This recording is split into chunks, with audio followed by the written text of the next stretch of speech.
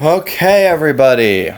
Today we are going to be ranking every Super Mario Kart course. Super Mario Kart is the first game in the series, and what better way to start a series where we're going to rank every course in every Mario Kart game than from the OG Super Mario Kart.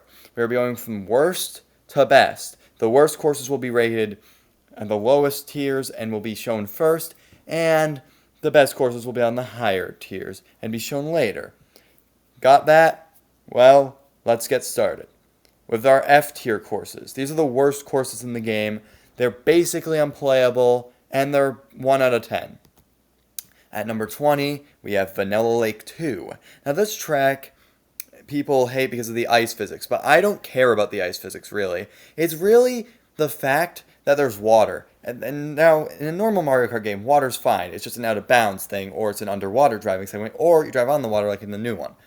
But back in Super Mario Kart times, when you go in the water, you fall in, you have to drive your way out of the water, and if you don't fast enough, you get picked up and placed back on the track, which is really annoying when this happens. And this track is full of water, so you're definitely going to be falling into some water. So, like, why not just pick me up already, Lakitu? Like, he's very slow at that. And also, there's random ice blocks around the track that feel so stupid and should not be there.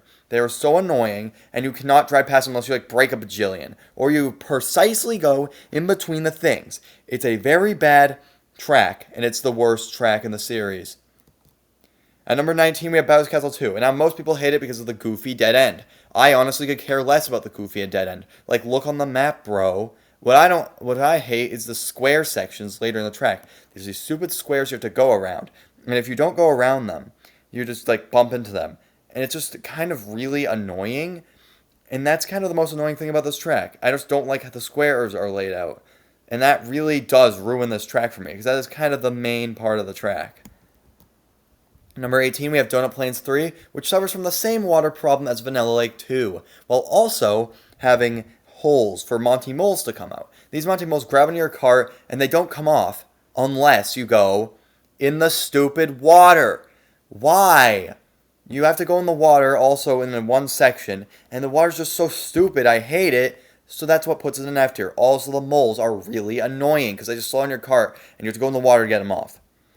At number 17, we have Vanilla Lake 1, which has the same ice block problem as its brother, but doesn't have as much of a water problem, so it's rated higher than its sequel.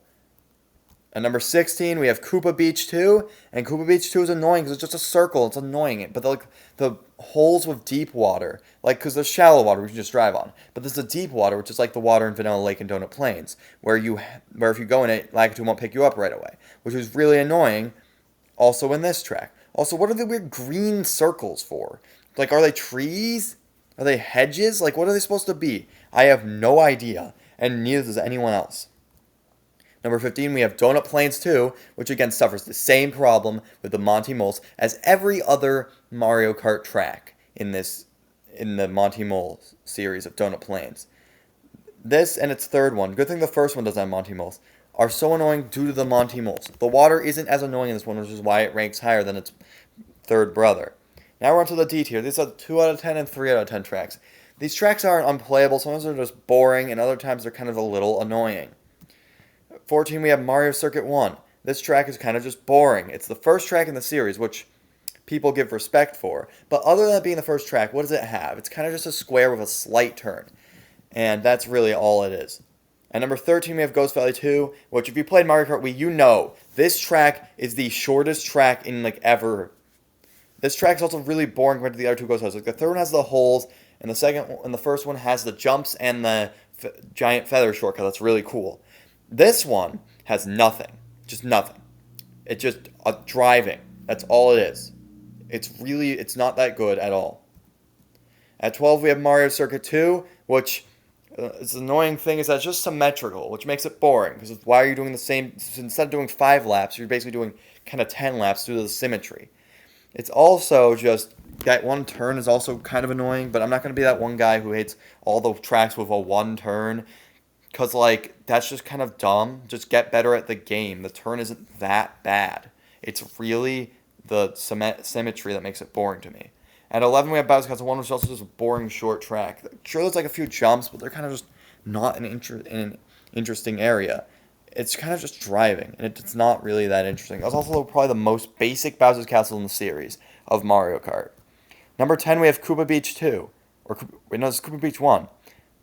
Well, I should have fixed that slideshow. But I'm just going to keep going, because I want to do this all in one take. So Koopa Beach 2 no, this is Koopa Beach 1. Koopa Beach 1 has you just drive from the island across islands, right? And the shallow water, it's pretty easy because the deep water's not really in your way. It's just like kind of off screen. But this track is just the one that Nintendo refuses to bring back, so we have to sit with its worst sequel instead of this one. At number 9, we have Donut Plains 1. Donut Plains 1 is just kind of also just a boring track where you just drive. There's not much to it, but it's fine. I like the vibes, and it's a nice vibey track. Now we're into the C tiers, which are our 5 out of 10s and 6 out of 10s. These tracks are kind of mid. Actually, wait, no. This is 4 out of 10 and 5 out of 10. Last one was 2 out of 10 and 3 out of 10. Our 3 out of 10s and 4 out of 10. No, 4 out of 10s and 5 out of 10s is our C tier. And this one is these ones are kind of our mid-tier tracks. They're okay, but they're nothing too crazy. At number 8, we have Choco Island 2, which has a giant puddle and a bunch of jumps. The bunch of jumps aren't as good as in the first one, where like you're kind of forced to go on more jumps. This one has a lot less jumps to go on. You're kind of just driving for most of it, but like the jumps are fun, and I do like it. It's definitely better than the DS remake. If you know, you know. At number 7, we have Ghost Valley 3, which has the holes, which is a fun little gimmick. But again, it's a simple Super Mario Kart track, so it can't really rank higher than C tier unless it has something really special about it, like our top 2 tracks, which will be in B tier. At number 6, we have Ghost Valley 1, which has the feather shortcut and a few jumps. It's kind of just a square, but the jumps make it a little more interesting, and the feather shortcut is really cool. At number 5, we have Mario Circuit 2, probably the most overrated course in the game. This one is overrated because, like, people say, oh, the one jump makes it really good. No, the one jump's fun, but, like, everything else in this track is kind of simple. And also, I feel like the top 2 tracks definitely outshine this one. And even Mario Circuit 4. At number 4, we have Choco Island 1, which has the jumps, but just it's more about the jumps and no real puddle, which I kind of like better because I like the jumps. They're just fun to go up. And then at number 3, we have Mario Circuit 4, which is a very windy, twisty, turny track and is a really nice conclusion to the Mario Circuit series.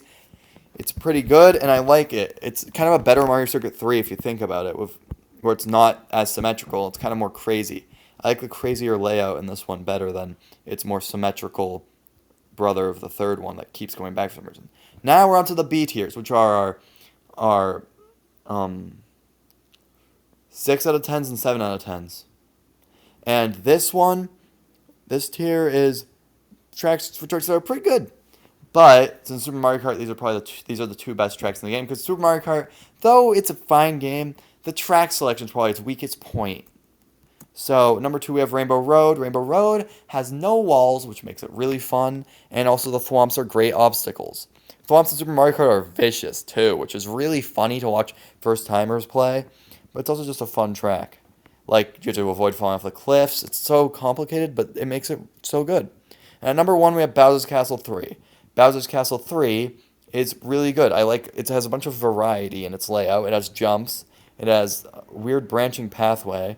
And it has a pretty good Mario Kart 8 remake also. So, overall, it's probably the best track in the game. And one of the best 2D tracks in the series, besides some of Super Circuit's much better tracks. So yeah, that's really my Super Mario Kart track ranking. Thank you guys all for watching so much. And I will see you in the next one.